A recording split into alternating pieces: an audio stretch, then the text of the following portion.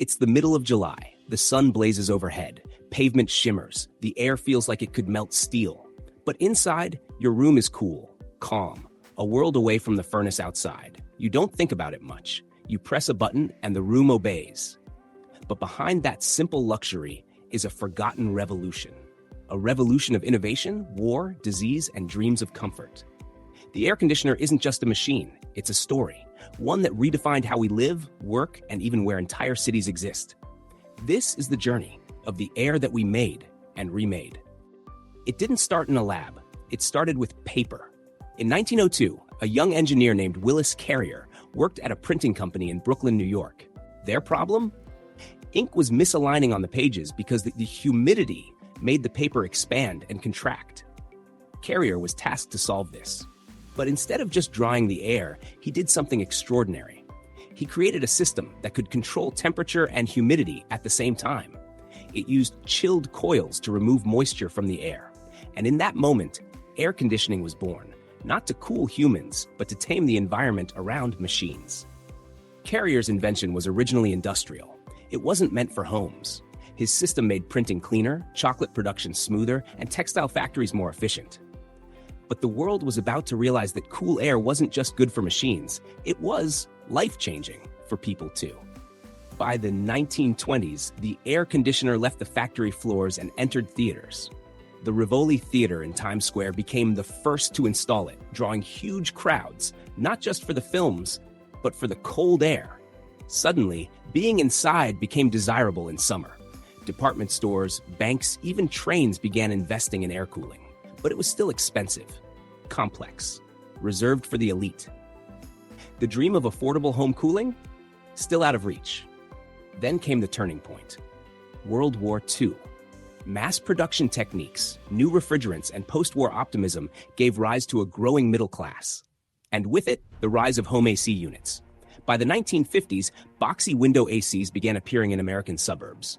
People didn't just cool their homes, they migrated to warmer states like Florida and Arizona, places once thought unlivable in summer. Entire cities boomed, powered by cool air. Las Vegas, Dubai, Houston. Without air conditioning, they likely wouldn't exist as they do today. Fast forward to today.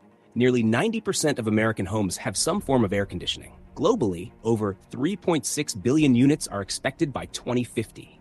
But there's a dark side to staying cool. Air conditioning consumes 10% of the world's electricity. It emits greenhouse gases.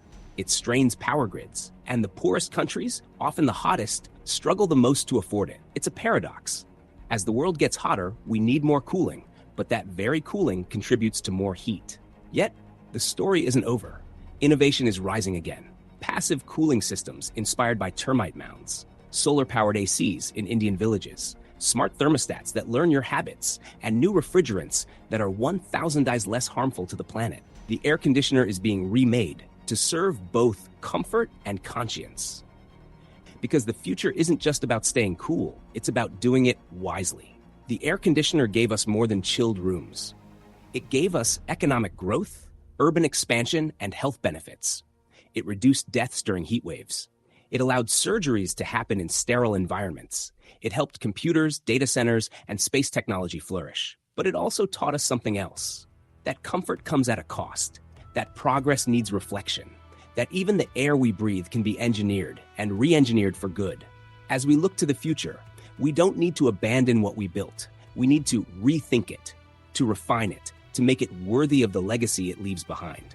From ink-stained factories in Brooklyn to glass skyscrapers in Singapore, from a tool of industry to a lifeline for humanity, the air conditioner is more than a box on the wall. It is a mirror of our needs, our desires, and our capacity to adapt. This was the story of the air we controlled, made, and remade. But what about the air we wear?